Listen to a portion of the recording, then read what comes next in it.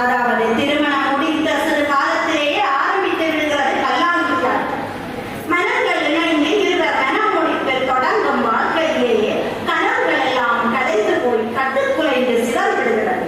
கொண்டு வந்த வரதட்சணையில் கொஞ்சம் குறைந்து விட்டலாம், கொண்டு வந்த வரதட்சணையில் கொஞ்சம் குறைந்து விட்டலாம், கொண்டு வா மீதியை என்று தொடங்கி கொலைக்களம் ஆகிவிடும் வாழ்விடா, கொண்டு வா மீதியை என்று கொலைக்களம் ஆகிவிடும் வாழ்விடா. திண்டாடும் மனைவியின் நிலையில் தீர்வில் தொடரும் வாக்குவாதம், திண்டாடும் மனைவியிடம் தொடரும் வாக்குவாதம். இன்றைய வாழ்விலே பொருளாதாரம், அதாவது கணவனின் உழைப்பின்றி மனைவி தனியாக கணவனின் உழைப்பில் வாழ முடியாது என்ற நிலைமை. ஏனென்றால் அவருடைய உழைப்பு போதாது, அதாவது அவர் உழைத்ததில் அரைவாசி வேறு போகின்றார். அதாவது அவருக்கு உடலுக்கு உற்சாகம் வேண்டுமா, அதற்காக அதை ஏற்றிக் கொள்கின்றார். அந்த வகையிலே மனைவியும் அங்கே உழைக்க வேண்டும் என்ற நிலை ஏற்படுகின்றது. துன்பம் மிகவும் தலை தூக்குகின்றது. தொழிலால் கிடைக்கும் ஊதியத்தில் தன்னை விட உயர்ந்து விட்டாலே தகுமோ இதுவென்றே பொறாமை, தன்னை விட உயர்ந்து விட்டால் தகுமோ இதுவென்ற பொறாமை. சின்ன சின்ன சந்தேகத்துக்கு சீற்றமாய் பாயும் சொல்லாமுதான். பெண்ணின் சொல்லம்பு பாயுமா, இங்கே ஆணின் சொல்லம்பு சின்ன சின்ன சீற்றங்களாய் விளைந்து கொண்டிருக்கும்.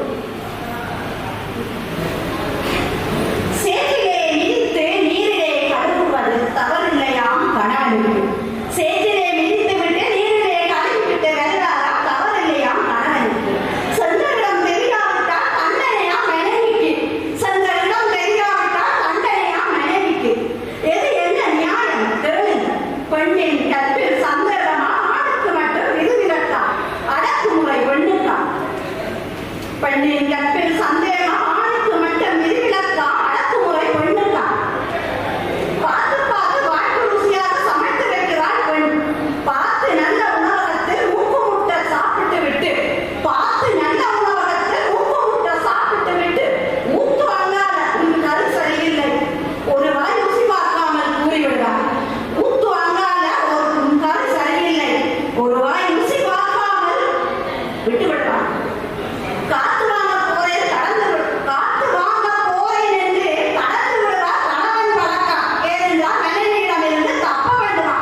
மனைவியாரை தன் கணவனுக்கு பத்தியமாக சமைத்து வைத்த உணவை உண்ணவில்லையே என்று வருந்திருந்தார். ஆனால் கணவனோ மனைவியை விட்டு தூரமாக காத்து வாங்க போகின்றார். பசியோடும் கண்ணீரோடும் தன்னை கரைக்கிறாள் மனைவி. ஐயோ, கணவன் உண்ணவில்லையே என்று மனைவி கரைந்து கொண்டிருக்கின்றாள். கண்ணீராலும் தனது பசியாலும் உடலையும் கரைக்கின்றாள்.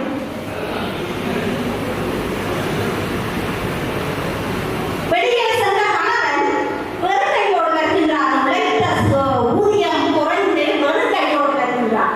உழைத்த பணத்தில் அவரது உடல் உற்சாகத்திற்காக ஊற்றி வருகின்றார். வந்தவர்கள உதயம் அணியும் அவளுக்கு மனைவிக்கு, உதயம் அணியும் மனைவிக்கு. ஒழித்து ஒழித்து செய்யும் தவறுகளை உண்மை என்று கண்டுவிட்டார்.